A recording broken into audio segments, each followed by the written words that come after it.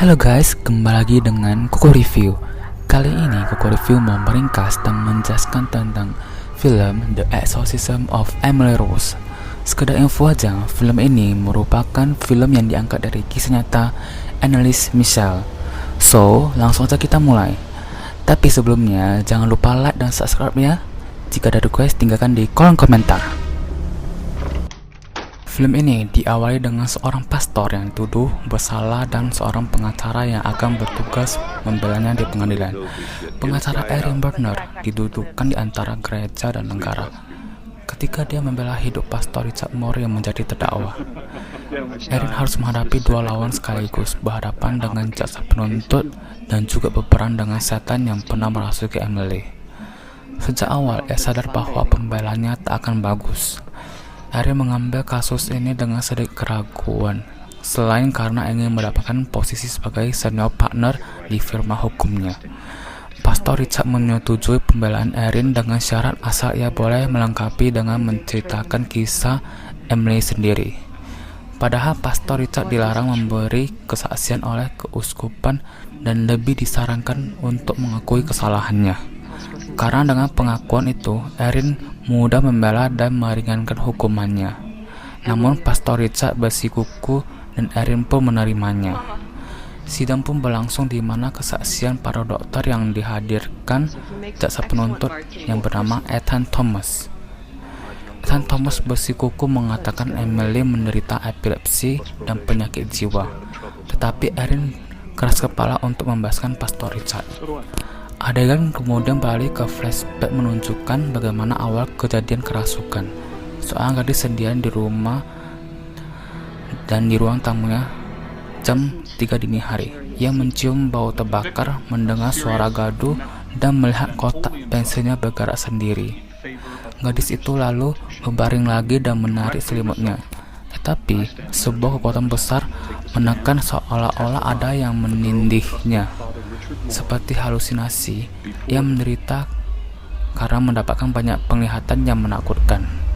Emily lalu dibawa ke rumah sakit dan didiagnosa menderita penyakit jiwa. Maka ia diberi obat antipsikotik. Namun sebenarnya tak memperbaiki keadaannya. Penglihatan yang menakutkan terus berlanjut hingga mengakibatkan tubuhnya semakin melemah. Emily meninggalkan sekolahnya, pulang ke rumah orang tuanya. Ia dan orang tuanya lama-lama sadar bahwa dirinya tidak sakit jiwa, tetapi karena kerasukan setan. Karena itu, keluarganya memutuskan memanggil pastor paroki untuk mengupayakan pengusiran setan, dan pihak gereja setuju. Dan persidangan, pengalamannya dikatakan sebagai kombinasi antara epilepsi dan psikosis. Pengalaman yang sama dialami Erin Berner membela pastornya mengalami kejadian aneh jam 3 dini hari saat ia mencium bau terbakar dan mendengar suara yang gaduh. Pastor Richard menduga bahwa Erin juga diganggu setan. Dalam film itu diceritakan bagaimana Pastor Richard menjelaskan bahwa jam 3 dini hari merupakan saat yang tepat ketika setan mengolok-ngolok Tritunggal Maha Kudus.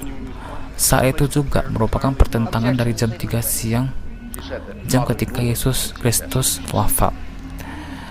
Erin merasa bahwa proses pengadilan diarahkan ke kasus medis belaka. Ia berusaha keras untuk membuktikan bahwa Emily sungguh-sungguh kerasukan. Erin Berner memanggil saksi ahli seorang antropologi bernama Dr. Sidor Adani. Antropolog ini diminta menunjukkan aneka ragam aliran kepercayaan yang meyakini adanya fenomena kerasukan yang memang bersifat spiritual. Di tengah kebingungan Erin Berner, tanpa disengaja seorang dokter ahli jiwa yang hadir saat exorcism tiba-tiba menyerahkan rekaman audio rahasianya. Dukungan bagi Erin untuk membuktikan bahwa kematian Emily bukan bersifat medis pun bertambah. Pastor Richard yang selama ini bungkam akhirnya memberi kesaksian saat peristiwa exorcism berlangsung. Tampilan film pun beralih ke saat dilangsungkannya exorcism. Bersamaan dengan diputarnya kaset rekaman, kejadiannya tepat di malam Halloween karena Pastor Richard Moore percaya bahwa setan sangat mudah dihadirkan pada malam itu. Pastor, kekasihnya, dan ayahnya Emily ada di dalam kamar. Sementara Emily terikat di tempat tidur, pastor memercikan air suci dan mengucapkan aneka kutipan kitab suci. Emily membalas dengan suara berat dan keras dengan aneka bahasa Latin, Jerman, Yahudi, dan Aram. Tiba-tiba, beberapa ekor kucing meloncat ke arah sang pastor hingga membuatnya terjatuh. Emily melepas ikatan dan meloncat memecahkan kaca jendela dan keluar menuju kandang kuda. Mereka pun mengikuti Emily, dan di kandang kuda itu, pastor membentak setan itu menunjukkan dirinya. Emily menyahut dengan suara keras bahwa ia dirasuki 6 setan yang pernah merasuki Nero, Yudas, dan Kain. Nama setan itu disebutnya adalah Legion dan Belial. Dalam keadaan tak sadar, itulah mulut Emily mengeluarkan suara pernyataan si setan, "Saya Lucifer, setan dalam daging." Penonton dibawa kembali ke ruang sidang. Pastor Richard mengatakan bahwa setelah gagal mengadakan pengusiran setan, ia menyarankan Emily menghentikan pengobatan antipsikosisnya agar pengusiran setan lancar. Namun, kenyataan Emily Rose meninggal beberapa hari kemudian. Erin Burners sebenarnya ingin menghadirkan dokter ahli jiwa yang hadir bersama Pastor Richard saat berlangsungnya pengusiran setan. Tetapi sang dokter sudah meninggal tak lama setelah menyerahkan kaset rekaman untuk Erin. Sang dokter jiwa itu sempat mengatakan bahwa ia tak bisa membuktikan, tetapi mengakui setan itu ada. Erin Brunner yang memberikan kesempatan pastor bersaksi dipojokkan oleh pimpinannya. Pimpinan final hukum Erin Brunner akan merontokkan karirnya jika memberikan kesempatan pastor Richard bersaksi lagi. Pada hari berikutnya, Erin Brunner mengikuti pastor di penjara. Pastor Richard menunjukkan surat yang ditulis Emily sebelum ia meninggal. Di dalam suratnya, Emily mengisahkan aneka penglihatan yang dialaminya pada pagi hari, sesudah malam pengusiran setan. Ia keluar rumah dan melihat Bunda Maria yang menghampirinya.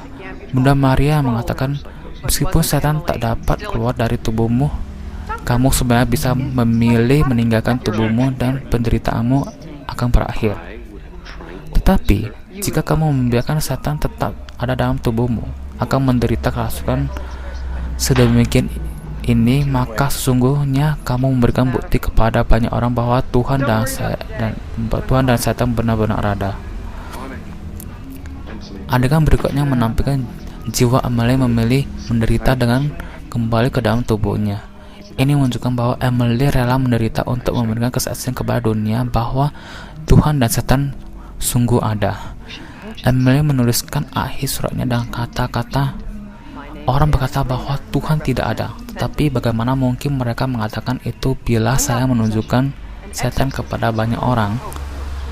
Emily kemudian ditampilkan menerima stigmata luka seperti luka Yesus karena penyalipan di kedua tangannya, yang dipercaya Pastor Richard sebagai suatu tanda bahwa Tuhan sungguh mengasihi Emily.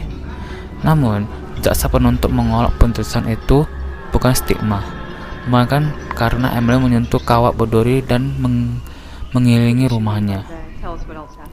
Pastor Richard tentu kecewa dengan olok-olok jaksa penuntut, namun ia tetap rendah hati. Jaksa penuntut menganggap Emily tak sedemikian sebagaimana dikisahkan pastor, karena yakni Emily tak sebodoh itu. Bahkan jaksa mengajak peserta sidang untuk tidak mempercayai setan meskipun ia sebenarnya penganut Kristen Metodis. Erin Brunner yang bukan penganut agama dan kepercayaan apapun tentu heran dengan pernyataan jaksa. Meskipun bukan penganut agama, Erin Brunner meyakinkan tetap adanya dua kemungkinan. Emily sungguh kerasukan setan atau menderita penyakit jiwa.